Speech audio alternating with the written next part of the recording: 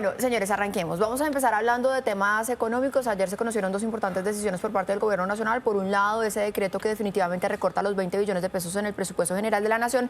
Y por el otro lado, el decreto que ya permite un incremento en los precios del diésel, del ACPM.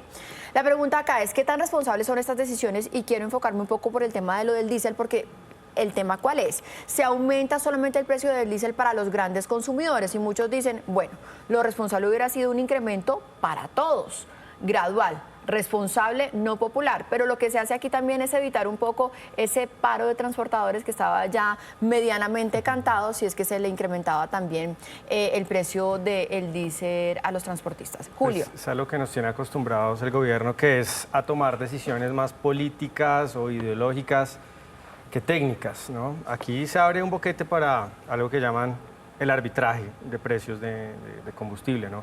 Si hay unos proveedores o unas formas de conseguir diésel sustancialmente más barato, pues comienzan a crearse incentivos para que incluso estos que quedan cobijados dentro de la medida busquen las maneras de conseguirlo al precio menor que está disponible en otros segmentos del mercado. Y hay que poner en contexto la medida. Estamos hablando, de acuerdo a los datos del Ministerio de Hacienda, del 5% del total de consumo de ACPM.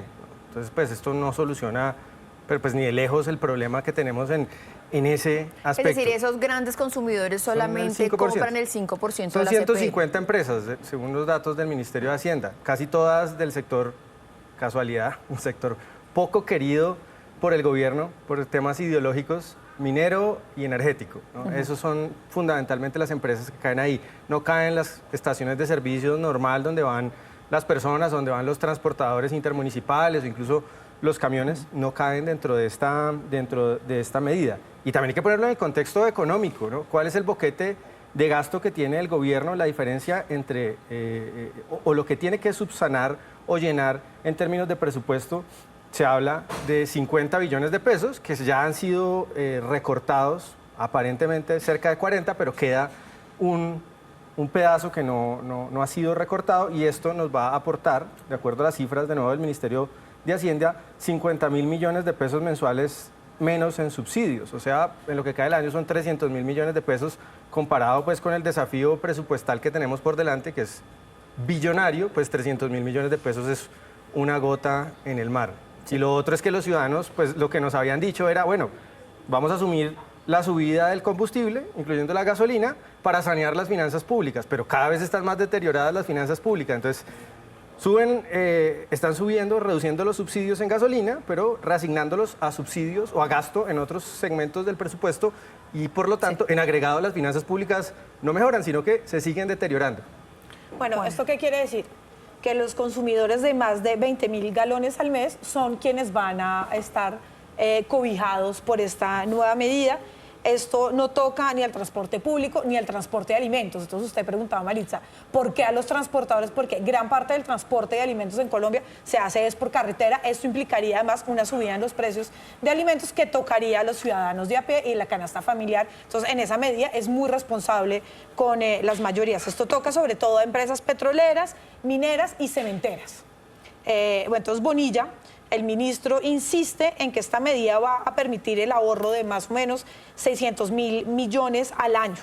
Y eso está realmente relacionado con lo que usted hablaba también al principio, del recorte de los 20 billones del presupuesto nacional. Entonces, subir el precio del diésel para este segmento, lo que espera el gobierno y lo que propone Bonilla es cerrar un poco esa brecha que se hizo con el recorte. Y no olvidemos que también estamos en una carrera contra el tiempo para equilibrar los precios del diésel con relación al resto del mundo. No olvidemos que Colombia es el país número 16 con el diésel más barato, ¿no? Entonces también estamos en esa carrera por equilibrar los precios dentro del panorama más global. El otro problema ahí, Maritza, es que la inflación sigue alta y si el gobierno toma la decisión de, digamos, generalizar esta medida a todos los transportadores, pues eso va a impactar la inflación y va a dificultar la bajada de tasas con la que viene desarrollando el Banco de la República. Bueno, 7 de la mañana, 7 minutos. Nuestro siguiente tema en este bloque de la mesa ancha son unas declaraciones que han generado una profunda polémica de parte del comisionado de paz, Oti Patiño, porque ayer fue abatido un jefe de las disidencias de la Segunda Marquetalia, alias Hermes, y él dice que lamenta el fallecimiento de esta persona e incluso le envía un abrazo fraterno a las disidencias de quien dice tienen un compromiso y que tienen voluntad de paz. Esto, por supuesto, le han llovido críticas al comisionado de paz y yo quiero saber ustedes qué opinan. A ver, ya es bastante fuerte volver a ver a Iván Márquez, ya es, yo no sé, el número de mesa de negociación en la que está, es el combatiente que ha participado en más mesas de diálogos y procesos de paz en la historia de Colombia. Entonces ya verlo una vez más ahí sentado en una mesa de negociaciones, me parece que es una imagen ya bastante fuerte, bastante problemática, que obviamente que esto causa un malestar enorme, yo creo que en la mayoría de la población colombiana también debe causar, yo creo que una serie de molestias frente a los excombatientes que se acogieron al proceso de paz y que han cumplido al pie de la letra acogerse y participar en ese proceso.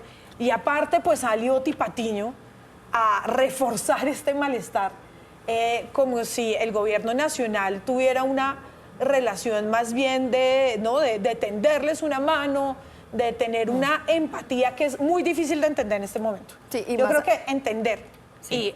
y además me parece que Oti Patiño llegó a un nivel casi de negacionismo de la guerra en la que vivimos con estas disidencias. Sorprendente, ¿no? Porque Oti Patiño había gravísimo. sido un poco como la voz moderada y casi que rigurosa en medio de todas estas negociaciones. Esta persona, alias Hermes, que hay que primero tener en cuenta, no hay un cese bilateral del fuego con la Segunda Marquetalia. Apenas ayer se instaló la mesa de negociaciones, está señalado de homicidios selectivos, reclutamiento y secuestros. Julio. Alcahuetería. Mi abuela diría que son unos alcahuetas con el terror y con el crimen. Eso es claro para los colombianos que esa es la situación. No es suficiente humillación que tengamos que ver como unos sujetos que traicionaron recurrentemente, no una vez, múltiples veces a la sociedad colombiana y fueron a delinquir, pues otra vez se les tiende la mano y se les diga otra vez, mataron otra vez y venga, les damos la mano para que quizá terminen en el Congreso, porque eso es al final seguramente lo que vamos a ver, ¿no?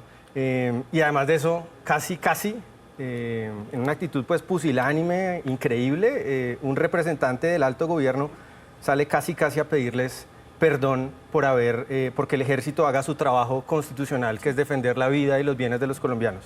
Eso es increíble. Ya se los decíamos, vamos a hablar ahora del gabinete ministerial. Se aproxima, podría ser incluso hoy mismo, todo este relevo. ¿Quiénes deberían salir? ¿Quiénes deberían quedarse? Y lo que se sabe hasta el momento de todo esto, ¿quién quiere arrancar acá? Arranque usted. Julio. Pues por un lado va la retórica del presidente y del gobierno, que es culpar a los sectores extrapacto histórico de todos los problemas dentro del gobierno. Los problemas, entre otros, de corrupción que ha habido en el gobierno, de gestión. Siempre es, bueno, aquí o el Partido Verde o otros sectores con los que se intentó hacer ese simulacro de coalición nacional al principio del gobierno son los responsables de esos problemas y por lo tanto, si eso fuera cierto, ahorita veríamos un ensimismamiento del pacto histórico, sacar a todos esos sectores del Partido Conservador, lo que puede quedar del liberal, lo que puede haber por ahí de la U y traer militantes del ala dura que en la retórica o en la narrativa ellos son los honestos, ¿no? Pero yo creo que eso no va a ocurrir porque políticamente es inviable en términos de lo que pasa en el Congreso y necesita repartir algo de poder a los sectores que apoyan en el Congreso esa coalición. Yo creo que es interesante ver qué va a ocurrir en ese eje. Lo otro es, pues hay tres sectores en los que claramente el gobierno ha fracasado rotundamente. Defensa, la situación de orden público cada vez es más crítica, es peor. Salud, estamos viendo el desastre, por ejemplo, en el segmento de los maestros y, digamos, la crisis financiera en la que está el sector salud. Y Hacienda, que ha sido un desastre, que ha hecho sistemáticamente mal la tarea, que hizo cuentas alegres con el presupuesto del año pasado, que nos ha metido en un montón de problemas. Yo creo que en ninguno de esos tres ministerios, que son los de peor desempeño, va a haber movimientos. Todo parece indicar que va a ser así, que esos tres ministerios por lo menos se van a mantener. Guillermo Alfonso Jaramillo quizá no se quede en el Ministerio de Salud, pero se queda en el gabinete. El empoderamiento de los peores. Juana. A mí me encanta este ejercicio. debería ser Es emocionante, ¿no? predicciones sobre el gabinete, me fascina. Educación cae como la reforma, o sea, creo que es bastante obvio que la ministra de Educación debe salir, que va a salir. Ahí lo lógico y de lo que muchos hablan es que Óscar Sánchez, uno de los viceministros, que fue además secretario de Educación de la Bogotá Humana, que ha trabajado también el programa y trabajó de cerca, asesor de Claudia López en temas de educación, que Óscar Sánchez va a ser muy seguramente nuestro próximo ministro de Educación. Viene además de ahí, ha trabajado además en muchísimos organismos internacionales consultados en el tema, entonces un poco el orden lógico a seguir. Minas se va. Creo que lo hemos visto además, la campaña que han empezado en redes de varios sectores diciendo que Minas se tiene que quedar, que Minas ha sido un gran ministro que representa además algunas fuerzas dentro del pacto histórico, pero eso está claro, que esa campaña quiere decir que Minas se va y que está en altísimo riesgo. Después está vivienda, la baja ejecución, ha tenido bastantes problemas Catalina Velasco. Y finalmente yo diría que otro de los que se tiene que ir por el desastre del Galeón San José, por el desastre de toda la discusión, es el ministro de Cultura.